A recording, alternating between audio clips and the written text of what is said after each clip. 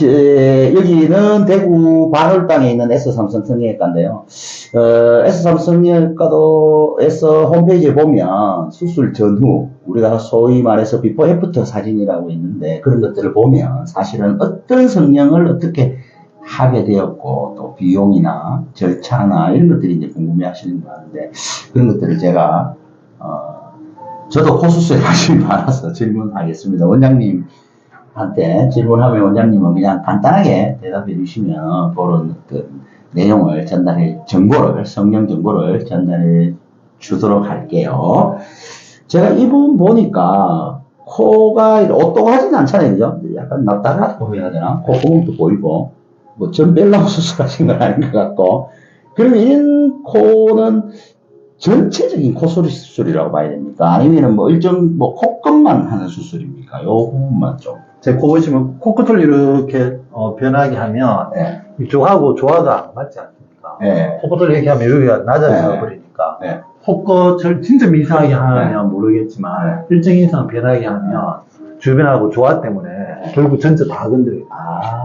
결국은 그러면 이제 내 코가 못생겨서 수술을 하는데 특정 부위 콧볼이라든지 소위 말해서 콧볼 축소 수술이라든지 이런 것들을 하더라도 전체를 다 하는 겁니까, 그럼? 그렇죠.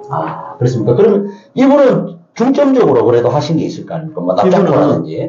이분은 원래가 정면에서 콧구멍 보이면서 콧방울이 옆으로 퍼져 보이는 코 모양이라서 예전에 다른 병원에서 고수를 하셨는데 그런데 그 정도가 너무나 미세해서 만족감이 너무 없어서 저한테 오셔서 수술을 받았는데 결론은 정면에서 봤을 때 콧구멍이 적게 보이고 짧아 보이는 코가 해결되려면 코끝이 상당히 앞으로 많이 나와줘야 돼요. 지금 제 코처럼 상당히 많이 나오면 여기가 꺼져 보이게 되니까 이 부분 높이를 또 이렇게 보완해 줄 수밖에 없죠. 그러면 코끝이 앞으로 나오니까 콧방울 좌우폭이 모아지게 되고 입이 들어가게 되고 뭐 그렇게 됩니다.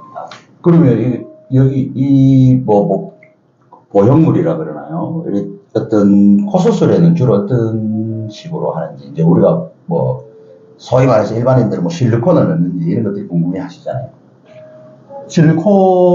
실리콘을 코 끝부분에 이렇게 위치시키면 코끝 부분은 이렇게 밑에 바닥이 지지가 안 되고 굵직하게 가라앉는 부분이라서 이런 1cm짜리 두께 실리콘을 코끝 부분에다가 이렇게 얹혀지게 되면 코끝은 아래쪽으로 가라앉게 되죠.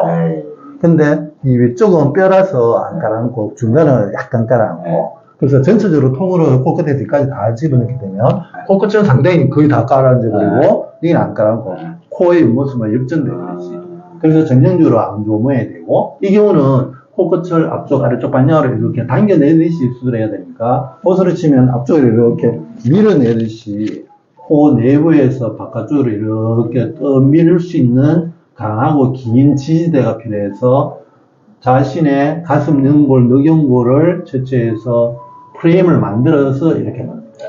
그러니까 결국은 제가 이렇게 원장님 이렇게 상담을 해보고 하니까 콧수술이라는 게 일반인들은 그렇잖아요. 아까도 말씀드렸지, 콧볼 축소를 한다, 콧대를 높인다, 단순하게 한 가지만 생각하는데 결국은 전체를 다 한다고 보면 되겠네요.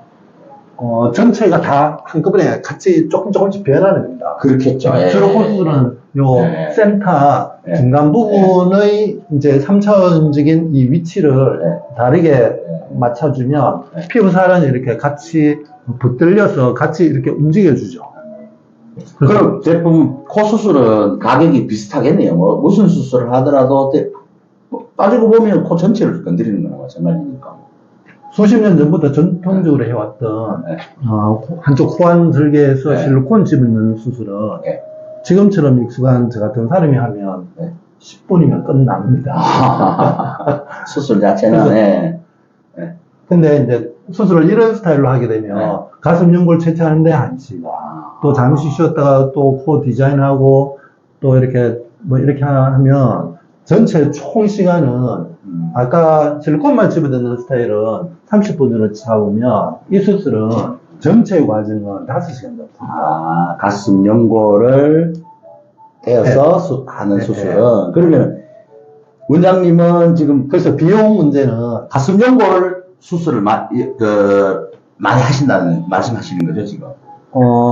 그렇게 되더라고요. 아. 환자의, 이제, 환자가 추구하는 환자 만족도가 생길 수 있는 네. 호모행으로 만들어 주려고 하니까, 결국은 제가 그 사람에 대해서, 연구를 하고, 답을 드리는 그 해결책이 가슴 연골로, 답이 나오는 경우가 많아서, 그런 경우는 가슴 연골로 해주고, 실리콘 원하면?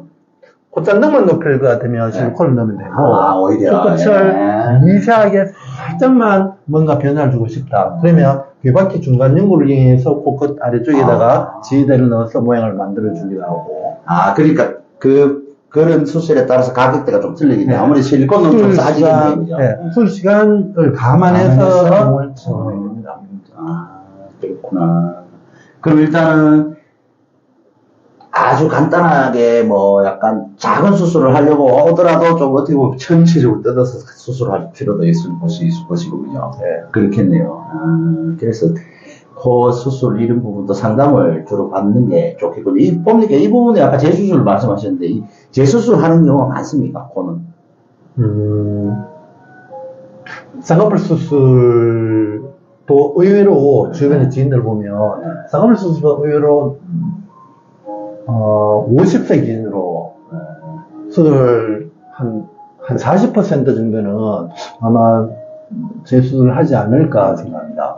제 주변에 보니까 이제 남성분들이 코 수술을 많이 하시는 것 같더라고요. 오히려 제가 느끼기에는 물론 여자분들도 많이 하시겠지만 네, 맞습니다. 남자분들도 많이 오시겠네요. 그럼. 네.